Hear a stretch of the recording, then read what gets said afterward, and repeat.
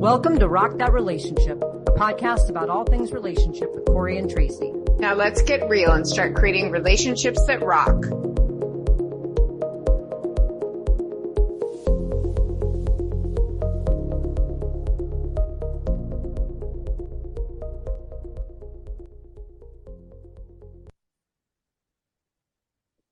Hello and welcome to Rock That Relationship. We are here in season 5 talking all about falling in love.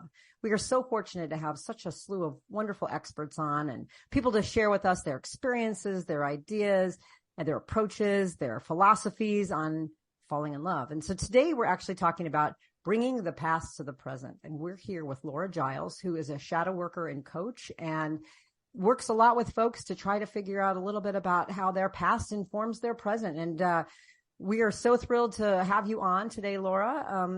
So thank you for being here. And of course, Tracy's here as well. And we're going to engage in our great dialogue with Laura and hear all about bringing the past to the present. So maybe before we even jump into the interview, we actually just hear a little bit about, who you are, Laura. How did you get started in this work? And what does it mean to be a shadow worker and a coach? I kind of stumbled into it. I started out in mental health counseling, doing trauma work, and all the trauma work is shadow work, really. It's all this stuff that you can't see, and it's like, I don't know why I'm doing this. I don't know why I'm acting this way. And once you bring that stuff to light, it makes total sense, and you have more power over it, and you have the power to choose how to move forward. And I just really love it because it's fascinating. I love seeing the light come on in people. I love seeing just the way that they can transform their lives once they get all the crap out of the way. And I just really love being part of that process. So a lot of people have burnout doing this, and for me, it's energizing. So I really love it. Well, that's awesome. I'm so glad you're here to talk about this because, we've been looking at relationships as our, is really the crux of who we are. We're Rock That Relationship. And, we really look at relationships from various angles. And this particular season is about falling in love and about romantic relationships. But, we're very well aware that various types of relationships play a role in our lives. When we were looking through, your materials and things all about you, and of course, we were incredibly drawn to you and your work. And you pointed out something called the 5 relationship destroyers. So I'm curious, what exactly are those? I'd love to take credit for them, but they're not actually mine. They're Gottman's. The first one is contempt. And I would start there because I think once your relationship goes into that zone, you're in super bad trouble. So contempt is about, everybody has contempt. It's the expression of disgust. And we have this expression of disgust when we're around something that's dangerous, putrid, bad for us. And if we're reflecting that or projecting that to our partner, that's telling them that they're disgusting. Nobody wants to receive that. So that's like, okay, I'm out the door because I can't see myself reflected in that way. Or if I do that, I'm going to lose so much of my self-worth that I lose myself. So that's definitely, I put that at the top. Like that's no go. Another one is stonewalling. And this is like you're refusing to engage. This one, people can hang out for a while with this because sometimes people think that it's about, I'm a peacekeeper. I just don't go there. And if I refuse to go there, then we can be okay. But it really is invalidating because if you won't talk to me about things, we can't grow together. And if we can't grow together, then we're going to die. So that's another one. It takes longer to die, but it's definitely a relationship destroyer. Another one is defensiveness. And defensiveness is a reaction to feeling attacked. And nobody wants to feel attacked. Your relationship you think is your safe place. And if you're not my safe person, then it's hard to love you. When I ask people what made you fall in love with your person, they often say this is the person that I can let down my guard with. I can be a little kid with. I can joke around with. So that's because they're safe. And if I'm feeling attacked, I don't have that anymore. So that's another really big one. The next one is criticism.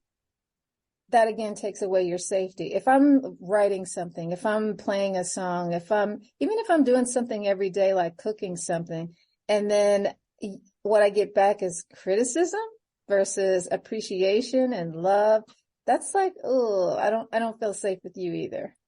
So it's really about safety. And the last one is not really a relationship destroyer, but it kind of is. And what Gottman discovered way after the first four is he looked at, well, what makes people stay together? And it's, if you're a dog lover, then you know this, because all dogs do this. You come in and they're just like, wow, you're the greatest thing that happened all day. Yep. You know, and they're really happy to see you, and they validate you, and they just, you know, light up when they see you, versus, you know, you walk in the room and it's like nothing ever happened. You become invisible, and you're just ignored. And while that might not be a big deal, your heart feels that. And if it's day after day after day, then you can wake up with that person and not know them anymore. So it's a day-to-day connection that really makes a difference. And you may be together, but your heart isn't the way that it was. So it's a love destroyer in a different way. You might not be out the door the way that you would with contempt, but that love is leaking away day by day. Yeah, you know, as you're talking, I mean, this, you know, puts it into a lot of perspective. I remember I was in a relationship one time, and I'm an extrovert, so I like to process a lot. And so I'd come home from work and I'd always want to process. And I was with somebody who was introverted and didn't really want to receive my processing as much, and would often say to me, like, are you done talking yet? And trying to see it from like an introvert extrovert, I can understand it was probably overwhelming, but the delivery of that felt very critical. Right. And then I became defensive, and I'm like, I'm not done talking yet. You haven't even listened to me. And then it would, you know, it would spiral into something. And so, you know, when we talk about these destroyers, how do they work in tandem with each other? Because we were like in this criticism, defensiveness loop for years and years. Yeah. I think once it gets going, then it's very hard to have just one or two. They do snowball into each other. And then once one person has it, then the other one has to react in the same way. So it's a feedback loop. So I was like, just don't even get that started. Yeah. Well, how do you not get it started? Like, I've experienced all of them. Like, I've done all of them except for the stonewalling, but I've been defensive. I've been contemptuous. I've been critical. And I think because of my past growing up, like, the transition period, like when you see someone again, are you going to leave, was always stressful. Right. And I didn't understand that. So I would either put everything out there, like when the person walked in the door, and I'd be like, we have to do this and get this done and do that. And it would just really put that person like immediately on the defensive. And then I would become defensive and then critical. And, you know, yes, it became a loop, but like does everybody have those things? Are there people in the world who grew up in like a really wonderful way and they know how to have a relationship, or like, how do we head that off? Because I think you see that in so many relationships, and people just then give up, you know? So I kind of hate to say this, but there are people who don't have this. I grew up without this. I did not have this modeled in my house. And the first time I saw it, I was in shock. So sitting from where I'm coming from, I think the thing that you do is radical responsibility. When you see yourself doing this, check yourself. So one of the things I tell my clients is have a code word. The code word is like, I'm getting upset. I can't do this right now. Or I'm seeing you get upset. We need to break. And then use that time to reset. But it takes self-awareness. You know, it's hard to break that cycle, but it doesn't have to be that way. And I thank God, my parents, you know, there's people who say, I'm not going to argue in front of your kids. And then they go behind closed doors and then they have at it. So they didn't do that either. And I say that with confidence because as a grown up, I asked them, you know, because you don't know what's going on the inside of, you know, behind closed doors. And they just weren't that people. They could just have a conversation. They could, you know, hear that the other person's disappointed and didn't take it personally, those kinds of things. And you can learn that. This is the same way that you learn the defensiveness and the how to fight and how to do conflict. You know, most people who are stonewallers, conflict avoiders, they learned that. They learned it from watching their parents. So all of this can be learned.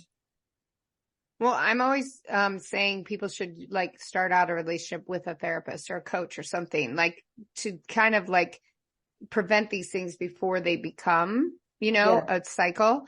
I mean, I said this recently, like, in grade school, we learned square dancing. That was the most useless thing I've ever done in my life. And it's like, we could have sat in a gym and talked, and like, there's no modeling of relationships. If you grow up in a home like I did, high conflict, I never learned. And it took me until I was 47 years old to even just begin to start to like process this stuff in my mind of, oh, how come these relationships aren't working for me? Why do I feel so unsatisfied? Like I'm 53 now. It's taken me 6 years, and I have these realizations constantly with therapists or with, coach, and they're pretty like basic realizations, right? But if you've never seen that, like if it's never been modeled for you, how can people get this? I mean, what do you find that people come to you after they're just like at the last straw? Yes, for sure. For sure. Yeah, I think it takes something like that to say, I can't do this anymore. But I think the modeling is super important, and it's hard to learn it in a therapist's office with one-on-one, because you do have to have it modeled. So one of the things I do is I teach a dialectical behavioral therapy group, and it's basically emotional intelligence. And so you have feedback, you're with other people who are learning it, and it's real. It's like, there's no shame in it. It's just, okay, I did this thing. It wasn't effective. How do I do it differently? And so you're modeling and you're hearing from other people that this is just life and I have to figure it out. This way works a little bit better than this way. So I think that's super helpful. The other thing that I do is I have retreats and sacred travel. And I didn't know this when I started this out, but people would come back over and over again because it's a safe place. You would go there and you have all these experiences in these amazing places, and there was no drama. And it's like, okay, it's like you go day by day, and each day you get a little safer and a little safer, and you risk a little more and you come out a little more. And it's like, oh my God, by the end, I feel like myself. Who is this person? And that's who you always are if you're in a safe place. So I think that modeling that helps you to see what it is and what the target is and how to get there. But, there's all these books and programs and things, probably all wonderful, but unless you have an environment where you can practice it, I think the value of it's kind of limited. Well, I think that's interesting. I don't know if Corey's ever seen that. I've never heard of like a DBT group that you just can join, like out of nowhere. I mean, can anybody join? Yes. They have them all over the place. I think it's the greatest thing ever. Yeah. So I got trained in 2008, and it was created by Marsha Linehan for people with borderline personality disorder. And when I first started doing it, I even felt a little stigmatized, like, you don't have to have borderline to be here, like, because borderline is supposed to be the worst thing ever. But it's just, I didn't learn better skills. And so now I don't even say the borderline part, because I think it's something everybody needs. Yes. It's emotional intelligence, how to say no, when to say no, how much passion do I use in saying no. It's very basic stuff, but stuff that we're not often taught. Well, it makes a lot of sense. I was going to say, when we think about particularly, I mean, even Tracy brought up this idea of, we spend time in square dancing instead of doing emotional intelligence work or social emotional learning as children. And, I mean, they're doing a little tiny bit more of that now, but not a lot. So here we are, coming into adulthood with lacking any modeling and any skills in some sense for many people, some of these things, right, to be able to be more effective. And we end up in relationships, and then all we do is replicate what we have, have seen, have practiced, have used, whatever it might be. And then we continue, that partnership breaks up for whatever reason, right? It's just toxic. It's blah, blah, blah, blah, blah. And then we move on to the next, and we literally repeat these patterns over and over and over because we don't interrupt them. So when we think about it, like you're in a new relationship and you might be behaving in a certain way or triggered in a certain way. How do you recognize that might be coming from the past modeling that you've seen or the past patterns that you've experienced versus maybe like a real issue that's in the relationship? So before we got started on the podcast, we did a little demo so that you guys could see what it's like to find an old thing. And what I tell all my clients is that when you have an emotional reaction that's objectively bigger than the situation calls for, that's a trigger. So if somebody hangs up on me and I'm about to have, commit suicide or something, that's big. It doesn't call for all of that. So I know that there's a trigger there. And when you go into the body and you follow that emotional trail back, you'll find where it started. And if you can diffuse that, then it goes away. Then it becomes just, she hung up on me. She's having a bad day, whatever. It's not a big deal anymore. So I think it's always important to kind of assess, how much energy am I giving this thing? Am I ready to lose my relationship over this? It's probably bigger then. And it's probably something old. And what I tend to find is that the more trauma work you do, the more you get at that old shadow stuff, the easier life becomes, because you're not carrying this big ton of baggage, and it doesn't take so much energy to get through the day. It's just easy. Mm-hmm. It's interesting because I used to the phrase I've heard is, when it's hysterical, it's historical. And yeah. I used to have a lot of that. And I'm thinking of, like, in my marriage or relationships before that, if somebody didn't want to continue the conversation or was going to walk out or do the stonewalling, I would lose my mind, go insane, because of abandonment issues, right? And neglect from childhood. And so I would go, I could not handle it. And it was very hard to get the other person, even in therapy, to be able to say, to figure out a way for us to calm that situation, let me be able to be fine walking away and coming back at another time. And it's taken a lot of work.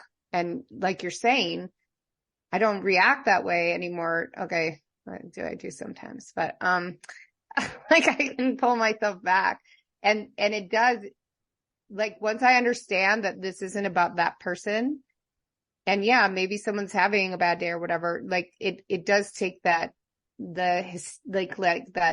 need to control it, or need to have immediate response or whatever. Okay, I can deal with this later, Yeah, totally. But it's very hard to get there. I think it takes a lot of work. Well, and what about overcompensation? I think about it the other way.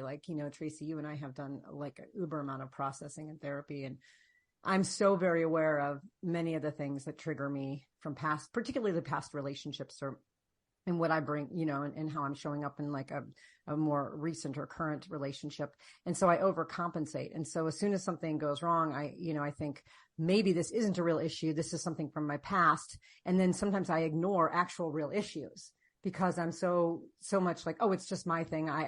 It's from my childhood, and I just need to get over it. It's okay. Everybody lies, or, I'm just blowing this out of proportion. Do you see people kind of overcompensate? Because that's where I've had some trouble, is being, and Tracy and I actually talked about this today, is being a little bit more boundaried, because I was kind of giving people such a benefit of the doubt, because I was this is my own stuff. But really what was happening was actually toxic and bad. And I was blind to it in some ways. Yeah. I think that can happen for sure. And yes, I agree that it's about boundaries. Yes, somebody can be doing something and it's blown up in your head, and you're just oh, it's mine, and you let it go. But if it's not healthy, it's not effective, it's still not healthy or effective. So you do have to deal with that stuff. Yeah. And I think it's good to give people the benefit of the doubt and still kind of be more balanced about it. Everybody's got to be responsible.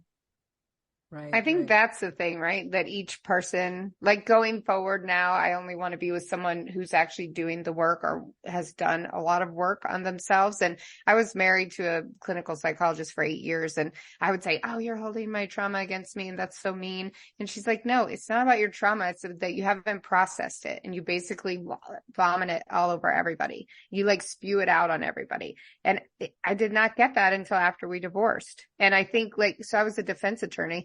And I think this could be used with most 99% of my clients and 99% of people in prison.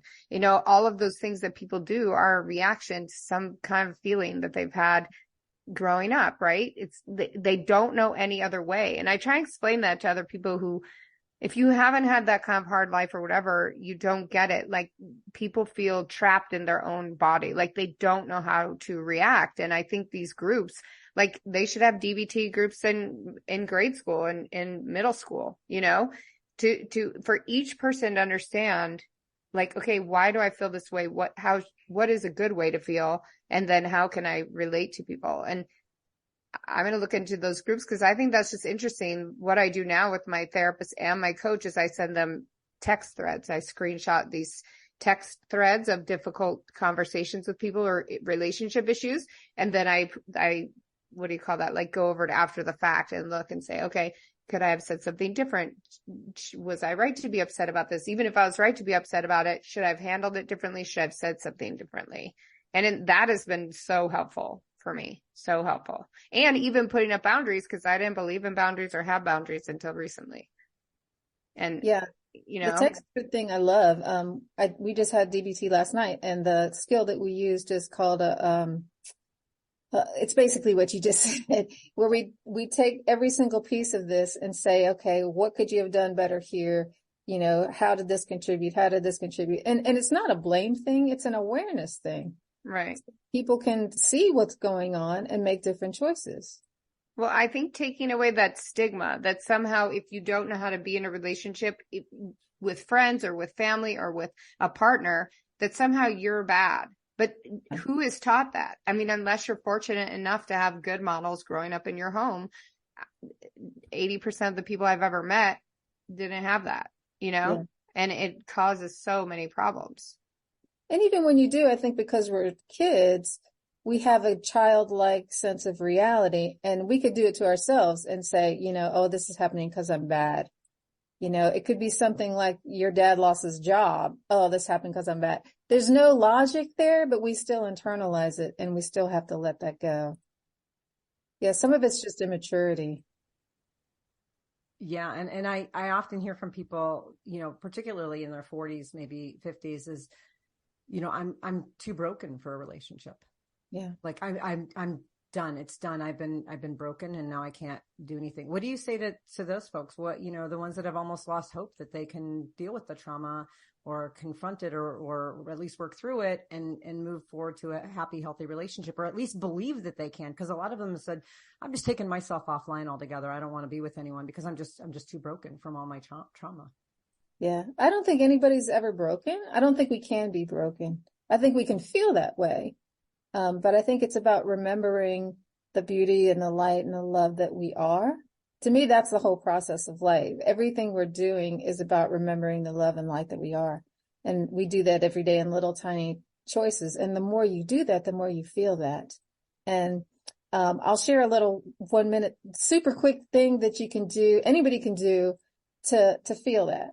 And this is where I start with those types of clients. It's a 1 minute meditation. And I learned this from a woman named Carla Mancari. She worked in a prison and she was facilitating groups. And one of the things she wanted to do with them was to meditate. And so they started off with 20 minutes and they're like, oh, this is too long. And then 10 minutes, oh, this is too long. And she finally got them down. They finally got her down to 1 minute. And they would do 1 minute twice a day. And I worked in a prison too. Everything is measured. Every single thing is measured. And the people that were in her group had far less infractions and did better than those who didn't, based on that 1 minute twice a day. So I have clients do that, and I'll do it with them for the first time. And all you're doing for 1 minute is nothing. You're not breathing a certain way. You're not visualizing anything. You're not sending love. You're not doing anything, just nothing, emptying. And that is one of the reasons that I credit for my DBT group. I've done DBT several times in my career, and they're all really, really good. But the one that I have now is like on crack. They are on fire. And I credit the 1 minute meditation because they're just so much more mindful and they see things like, one of my favorite things in the morning is watching the light come through the clouds. It's just so pretty the way that, I don't know. And you start to see things like that. You start to see beautiful things, and then you start to see beautiful things in yourself and other people. And it just makes a little sparkle on everything that you see. And then that you notice you know what? That sparkle is coming from me. And so I think when you feel that, you only need to feel it once to realize I'm not broken, that this love and light does live in me. It is me. And then I think everything becomes much more hopeful. So it's not going to take the trauma away immediately, but it gives a little balance to it. And then as you're working through it, it gets smaller and smaller and smaller, and your acceptance of yourself grows, your compassion for other people grows, and your hope grows. So it's like, okay, I have this thing, it's a mountain, and I'm going to get through it. I love that idea. I love that. And I'm right there with those prisoners. 20 minutes might have literally killed me of meditation, but I think I can commit to 1 minute. I really do. I think, Tracy, we should have a meditation 1 minute, see if we both every morning. Well, that's the thing, but I feel like we do that. So Corey and I always hike together, and then we're processing stuff. And I think that having it's almost like an accountability partner for your thoughts, where like, don't spiral down into, I mean, she and I have been through one breakup each or something like that, or similar. We met after I was getting divorced and she was having a breakup from a long-term relationship, and to be able to not spiral down, right? And to focus on gratitude. And it's not like, oh, I'm just grateful for, I mean, I'm very grateful for a lot of things, but like actually liking myself, and when you take that time, and I did that with my clients as well, like you're in jail, you're not getting out. Like, why don't you be productive in there? Why don't you sit and look at yourself instead of trying to gnaw your own arm off, right? And I feel like even if we're not in jail or prison, we're doing the same thing. And what Corey is talking about, I think especially with our demographic of women over 40 and then 45 and 50, they're like, forget it. I don't want to do this anymore. It's exhausting, right? And so they kind of just give up. But then I notice that they all start to look at themselves and turn inward and actually become happier through that, I mean, very few of them seem more miserable. Like right now I'm single. It's the first time in my life really like being a single person and I'm 53 and I'm loving it. Like I don't even want it to change. And that shocks me, because I'm focusing on myself. And I was up at 3 this morning, cleaning the house and getting ready for my trip. And I was like, whatever, it's my house. I can be vacuuming at 3 a.m. and like loving who I am and the choices I'm making. And I think truly, I said to my coach the other day, I don't even anticipate like ever getting in a relationship again. I can't even imagine the person that there's somebody I would want to be with. And she's like, she's also a psychic. So she's like, I see that person. I don't want to tell you about the person now. And she's like, cause you're doing so much good work focusing on yourself. And truly, even though I have loved all the people that I've been in relationships with, I wasn't a good partner because I had no idea how to care about myself. But how can we get that message out to the world? I mean, you're doing it one client at a time, DBT group at a time, helping people, in prison. It's like, everybody needs this. I don't think Corey's the most positive person I've ever met, but that's come in a lot of work, right? Yeah. Yeah. I think it's each one teach one. We all are examples for everybody. What did you just say? Can you say that again? What did you say? Each one teach one? What? Yes. Each one teach one. So we're all mirrors for each other, and we're all teaching each other, whether we know it or not. And we don't know what kind of impact we're going to make. So if we can keep it positive, that's all we can do. See, Corey, did you hear that? Each one teach one. I had a friend yesterday or 2 days ago, who was so mad and was going to punish the child that she had, not physically, but just like, and I was like, why don't you just step back? And why don't you think about it this way? And so we talked the next day, and they had a sit down conversation, she and her teen, and it went so much better, right? Her first reaction was terrible. And I thought, okay, well, I was able to hear what she was saying, and then try and help turn it around. Yeah. And we use each one teach one in my world of education. I love it. Right. I love that idea.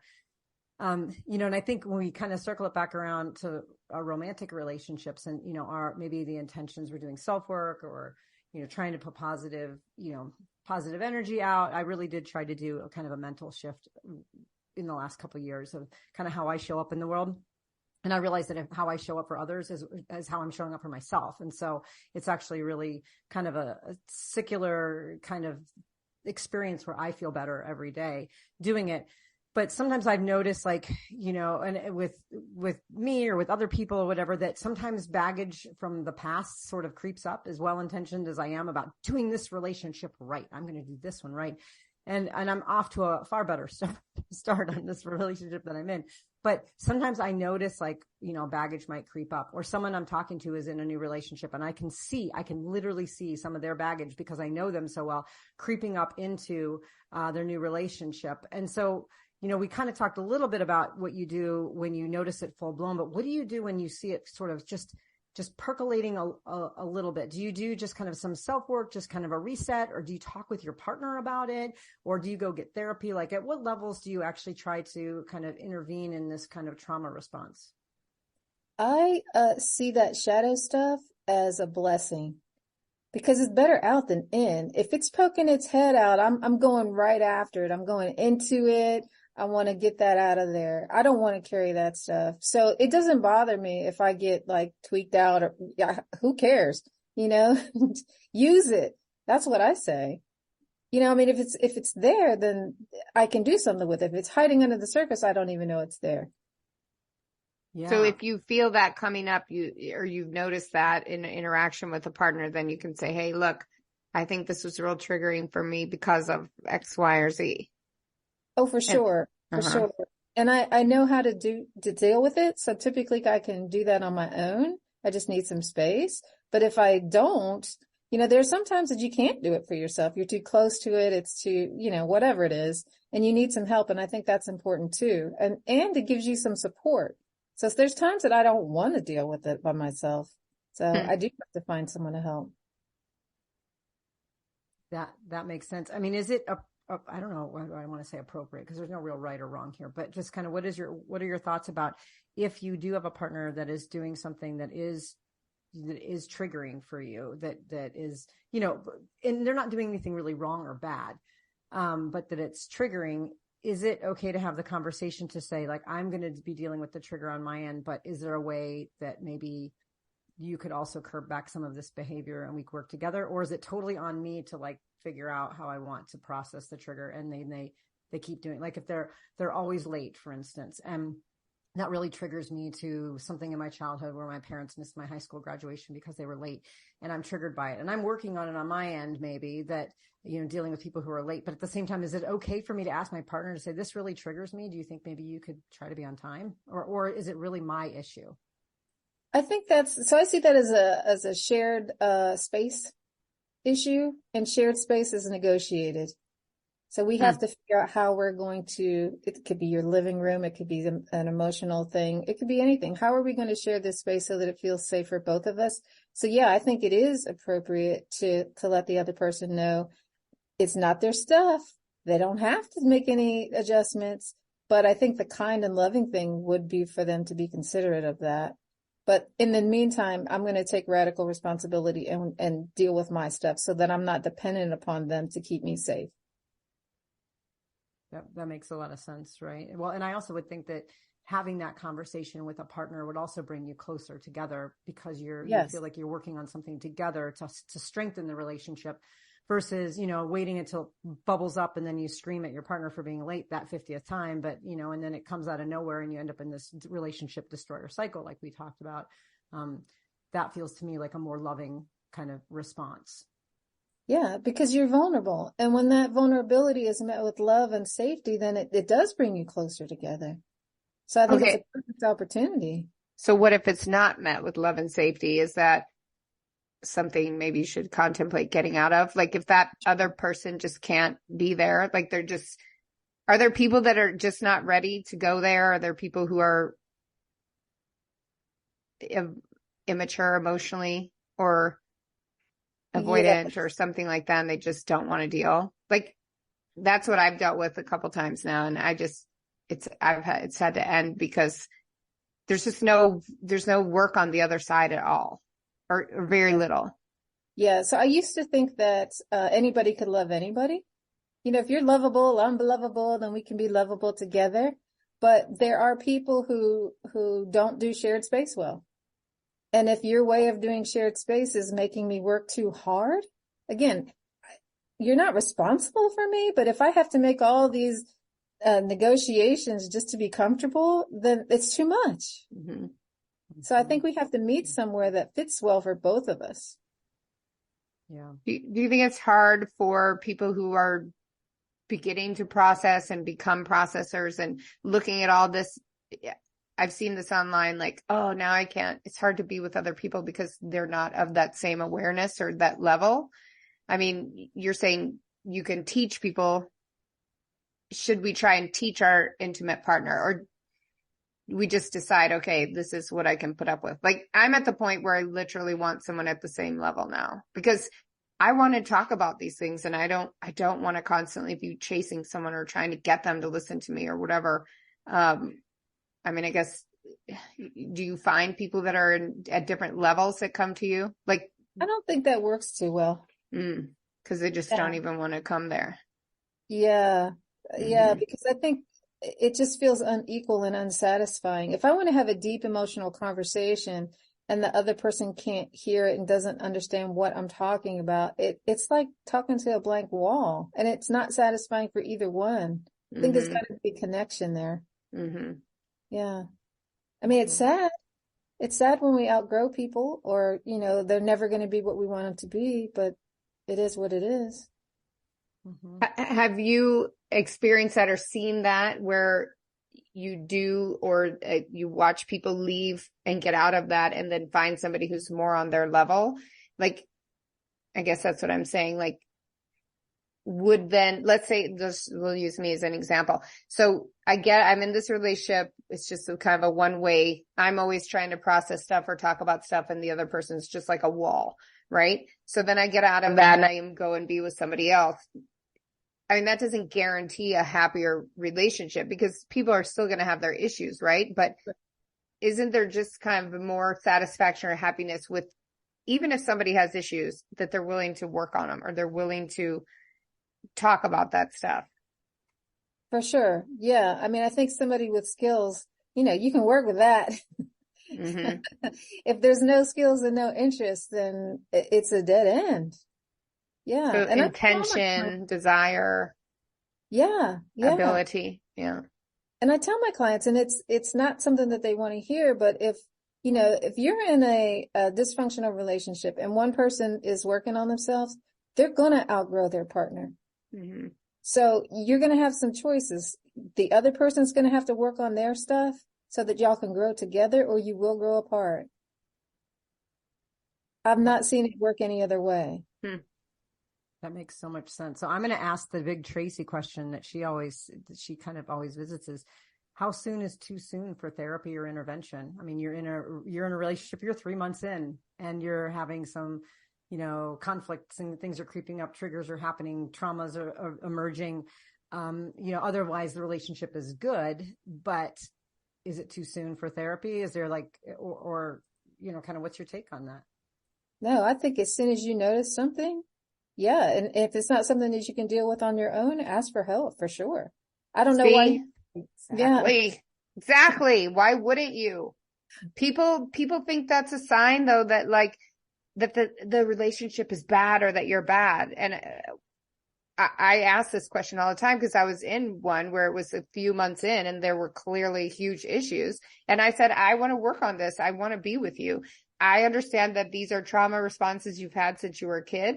Let's go to therapy. And then the family went insane. And the friends were like, it is too soon for you to be in therapy and to doing therapy. And I was like, okay, you're the one who needs a therapy, but I'm here. I want to be a part of this because I want this relationship to work. And I think people are very judgy about that. And that's something that, I want people to hear, is like, why is it too soon? Literally, I think that people should start out with a coach, and they'd be so much happier, because you meet someone and you're into them, and then, all this stuff that people don't know how to navigate on their own. And like, asking for help is some kind of weakness. Yeah, I had a couple who came in. They were newlyweds. They were high school sweethearts, newlyweds. They really loved each other, wanted to stay in love, and they were arguing about where to put the remote. that he wasn't putting the remote back. And he didn't like that she spent too much time, according to him, talking to her mom. And they didn't want to carry that around for years. So they came in and we worked on that. And I thought that was fantastic. Mm-hmm. And when my daughter got married, I gave her a book, and it was about how to deal with conflict, because I didn't want them to have to deal with that stuff. I think there's a problem. Fix it soon. It only gets worse if you don't. Yes. There. Exactly. Wow. Perfect advice. See? That's awesome. Boom, There we have it. We have it from an expert. Exactly. Get the help right away. Yeah. Why not? If you love someone, put in the work, put in the effort, and I think there's nothing more heartbreaking than to really truly love someone who just can't put in the work or doesn't want to. That breaks my heart. It makes me really sad. And I'd rather, tell everybody we're going to therapy. So what? We have past, we have histories. And I think there's this shame about like, you're somehow responsible for what happened to you as a kid. I think that's societal. Like, it's not this person's fault, like, why don't we help people instead of shaming them? Oh, look, I'm going to start crying. Okay. We better end this. Why don't we want to just help people? So I appreciate all the work you're doing, because even if you say, oh, look, I'm just helping one person at a time, or I'm just helping this one group, what you're doing is putting seeds that are sprouting everywhere else. And those people are healthier, and those people are happier, and they're going to have interactions with people. You're like a skipping a stone and just making ripples, outward. So I appreciate everything you're doing. It's amazing. Well, excellent. Well, I'm so glad we had a chance to talk to you, Laura. This was fantastic. And, really looking at some of these deeper issues, and you've given us a lot of resources that we'll make sure to put in the show notes, and particularly how to get a hold of you. But maybe we can kind of end with just telling our listeners a little bit more about where they can find you, what's on the horizon for you next, what kinds of things do you offer, so that they know when they reach out, or if they reach out, that what you do and what you offer. Sure. My website is my name, lauragiles.org. And some of the things I have coming up, so I'm doing a pilgrimage, which I'm really looking forward to. So that's going to be, it's going to be kind of a hybrid of people having some alone time together.